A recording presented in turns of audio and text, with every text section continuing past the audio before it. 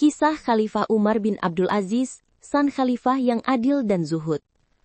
Umar bin Abdul Aziz adalah khalifah Bani Umayyah yang dikenal sebagai pemimpin adil, soleh, dan sangat mencintai rakyatnya.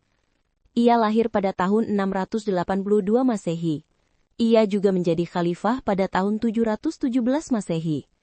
Banyak ulama menyebutnya sebagai Khalifah Rasyid kelima, karena keadilan dan kebijaksanaannya menyerupai para khalifah dari masa Khulafaur Rasyidin.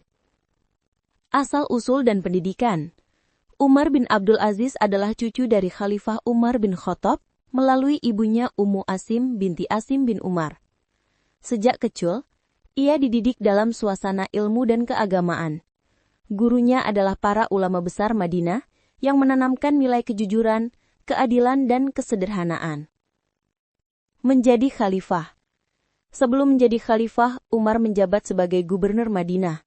Di sana ia sudah menunjukkan keadilan dan kasih sayangnya terhadap rakyat. Ketika Khalifah Sulaiman bin Abdul Malik wafat, ia menunjuk Umar bin Abdul Aziz sebagai penggantinya. Begitu menjadi khalifah, Umar langsung melakukan reformasi besar-besaran, yakni mengembalikan tanah dan harta rampasan yang diambil secara tidak adil oleh pejabat-pejabat sebelumnya, menolak kemewahan istana, hidup sederhana dan menggunakan harta kekayaan untuk menyejahterakan rakyat, meningkatkan kesejahteraan masyarakat sampai membuat hampir tak ada lagi yang mau menerima zakat, karena semua orang hidup berkecukupan. Keadilan dan kebijaksanaan. Umar bin Abdul Aziz memerintah dengan prinsip hak setiap orang harus dikembalikan. Ia tidak segan menegur keluarga sendiri yang melanggar aturan. Suatu ketika, ia mematikan lampu minyak negara ketika ada urusan pribadi, karena ia tidak mau mencampur kepentingan negara dengan urusan keluarganya.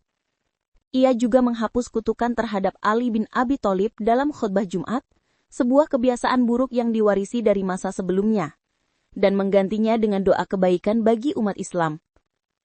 Zuhud dan kesederhanaan. Umar bin Abdul Aziz menolak hidup mewah. Ia menjual perhiasan istrinya yang sebelumnya adalah milik istana dan memasukkannya ke Baitul Mal atau kas negara. Ia sering menangis dalam malam-malamnya, khawatir tidak mampu menunaikan amanah besar sebagai pemimpin. Wafatnya. Pemerintahannya hanya berlangsung sekitar 2,5 tahun, tetapi membawa perubahan besar. Umar bin Abdul Aziz wafat pada tahun 720 Masehi. Diduga diracun karena kebijakan-kebijakannya merugikan pihak-pihak korup. Meski singkat, masa kepemimpinannya menjadi contoh ideal tentang pemerintahan yang adil, jujur, dan penuh kasih. Kisah Khalifah Harun ar-Rasyid.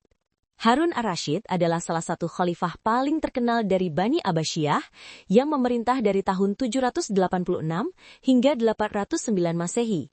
Namanya sering disebut dalam sejarah Islam sebagai simbol kejayaan, kemakmuran, dan kebijaksanaan. Awal kehidupan. Harun ar-Rasyid lahir pada tahun 763 Masehi di Rai, dekat Teheran, Iran. Ia adalah putra dari Khalifah Al-Mahdi dan ibunya bernama Al-Khaizuran, seorang wanita cerdas dan berpengaruh besar di Istana Abbasiyah. Sejak kecil, Harun dikenal cerdas, berani, dan religius. Ia mendapat pendidikan dari para ulama dan ahli strategi militer terbaik. Masa pemerintahan. Ketika naik tahta pada usia muda, Harun mewarisi kerajaan yang sangat luas, membentang dari Afrika Utara hingga India. Pada masa pemerintahannya, Baghdad menjadi pusat peradaban dunia, sebuah kota gemilang dengan ilmu pengetahuan, seni, sastra, dan ekonomi yang maju. Ia mendirikan Baitul Hikmah, semacam universitas dan perpustakaan besar tempat para ilmuwan menerjemahkan karya Yunani, Persia, dan India ke dalam bahasa Arab. Dari sinilah peradaban Islam menjadi mercuara ilmu pengetahuan dunia. Keadilan dan kedermawanan.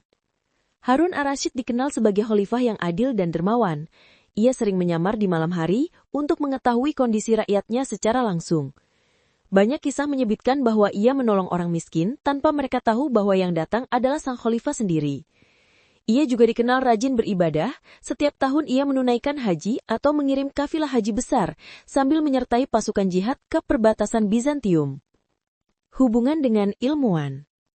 Pada masanya, banyak ilmuwan besar muncul, Al-Kindi, Jabir ibnu Hayyan, dan Al-Khawarizmi. Ia memberi mereka perlindungan dan dukungan finansial agar bisa meneliti dan menulis karya ilmiah. Karena itu masa pemerintahannya sering disebut zaman keemasan Islam. Akhir kehidupan. Harun ar-Rasyid wafat pada tahun 811 Masehi di kota Tus, Iran, saat memimpin ekspedisi ke Khurasan. Ia meninggalkan warisan besar, sebuah kerajaan makmur, dan budaya Islam yang gemilang. Warisan abadi.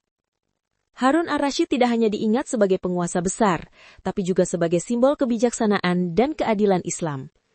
Namanya bahkan muncul dalam kisah legendaris seperti 1001 Malam atau Arabian Nights, sebagai khalifah yang penuh wibawa, adil, dan berjiwa kemanusiaan.